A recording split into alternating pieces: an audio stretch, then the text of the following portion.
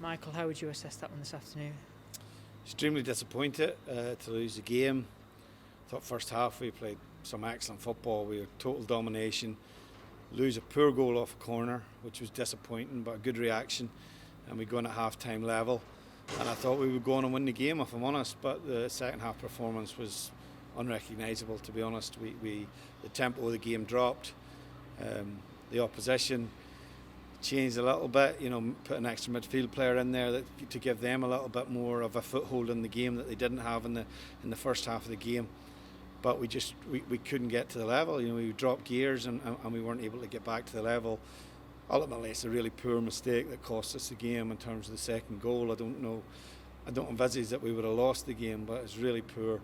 And we showed two sides of our character today. We showed the really good side, and I think all the progression that we've made in the first half. In the second half, we showed why we're not closer to a playoff position in terms of, the level of performance was not acceptable. Does the result sting even more given the fact it was two poor goals, which is unlike your team of late? It is, yeah, exactly. We're still in that phase, I think, where we've 19 clean sheets this season, but at times we're polar opposite. We concede poor goals. Both goals today were very, very poor, and that's something that we have to eradicate going forward as well. The other end of the pitch, it must be disappointing not to have taken more of the chances that you had in the first half. Yeah, we had a lot of good opportunities. Again, I think some of our play, build-up play is excellent. Some of the combination play between the midfield and Powell and Fletcher and Brown is excellent.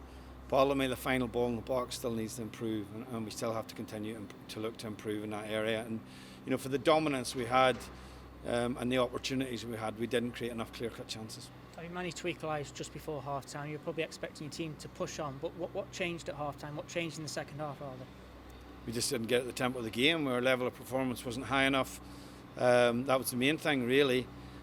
Tactically, they brought a third midfield player on, but that shouldn't have caused us the same, the problems it did. It didn't cause us problems in the sense of that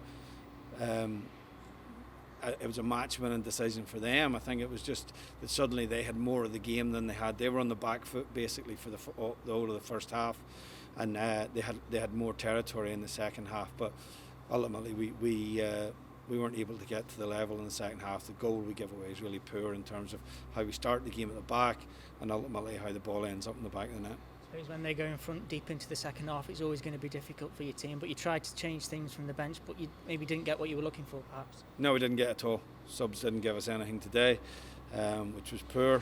But again, I'm learning about my team all the time. I'm learning about the players that we inherited. I'm learning about the players that we've brought in on short or longer term basis, and that's important. We know where we want to go going forward, and again, we'll have to transition the squad and the team further to get there.